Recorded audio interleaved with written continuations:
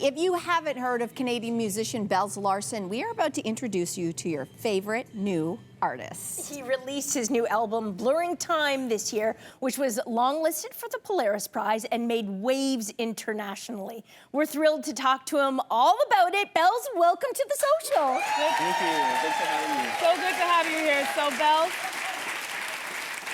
let's start off. So you made this album in alignment with your transition over a period of several years. Yep. So can you talk to us a bit about that process? Yeah, totally. So I started writing the songs in 2021.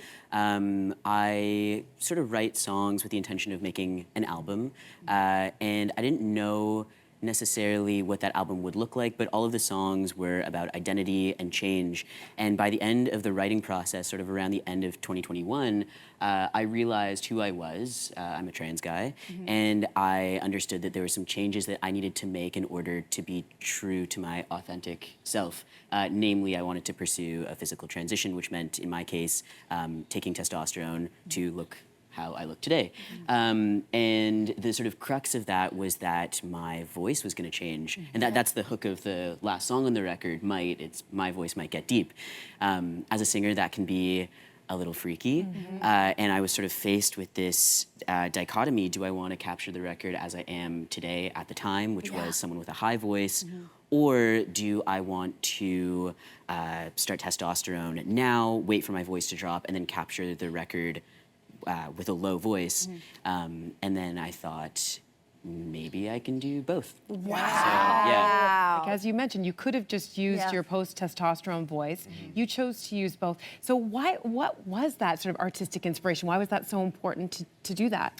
When I was figuring out who I was, I watched a lot of coming out stories on YouTube, and there was a sort of pattern I saw of people as they were becoming their new selves, placing their past self to the side, which I totally appreciate why someone might do that, but that didn't really feel true to my becoming, I guess. I wanted to include the person I was as I was becoming the person that I am, because I hold all of the me's with me, I guess, which is why in that music video I have pictures from my childhood and pictures from a couple of years ago when I still had, long hair or whatever.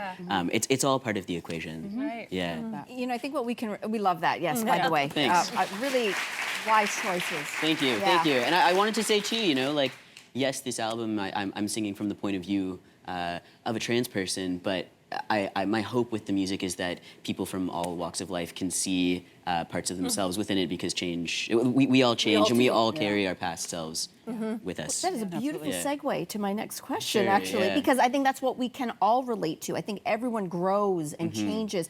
And one of the things maybe we don't talk about enough in that growth and change process is that you are also going to say goodbye to some parts of yourself, in a sense. And you actually write about that in your song, Good Grief, the idea of mourning something that you're leaving behind or changing from. Can you talk to us and maybe unpack that song a little bit for us? Totally. I put out a record a couple of years ago called Good Grief that was based on, or not based, but largely inspired by the passing of my first love in 2017. And that record I wrote over the span of 4 years, whereas Blurring Time I wrote over the span of 1 year. And so I had a lot of time to consider the ways in which one grieves. Grief can obviously take on many forms, as can change. We can grieve a person, we can grieve an experience, we can grieve a loss of innocence.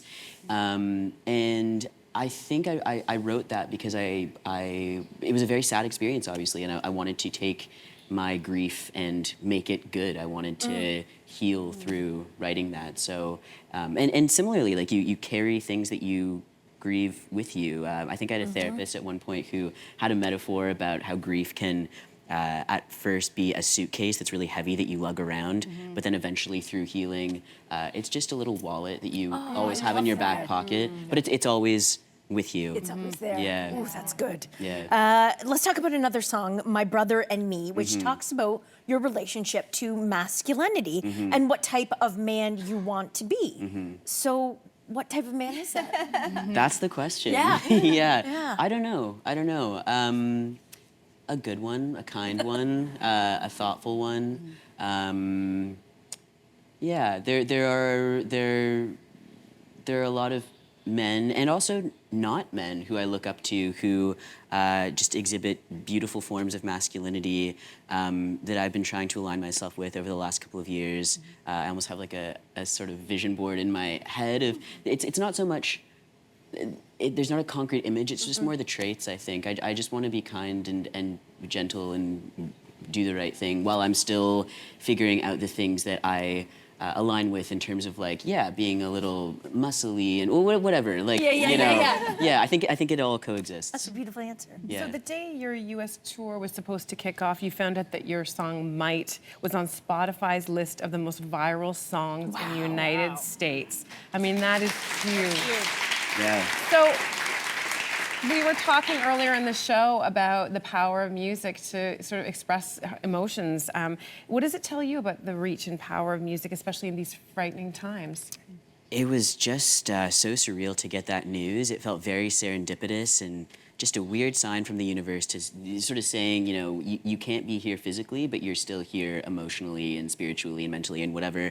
It just goes to show that music is borderless and that, you know, though I am not able to be in the States for the foreseeable future, physically, I'm still, my music is still able to reach people there in such a way where it's viral, and that's great. Yeah. Oh, sorry, it's my question. I was getting so sucked up in everything you're saying. What has been the most liberating part of releasing and touring this album? The most liberating.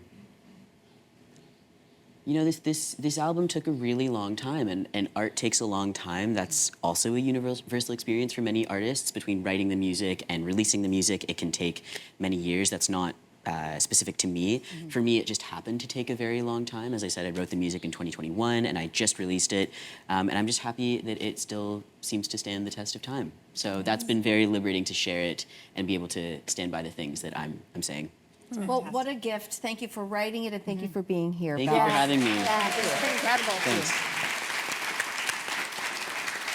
Okay, we want to tell you the new album is called Blurring Time. Please go check it out today and head to Bells' website here below. It's on the screen right now. That's how you can get tickets to his next show near you. Hey, you, come a bit closer.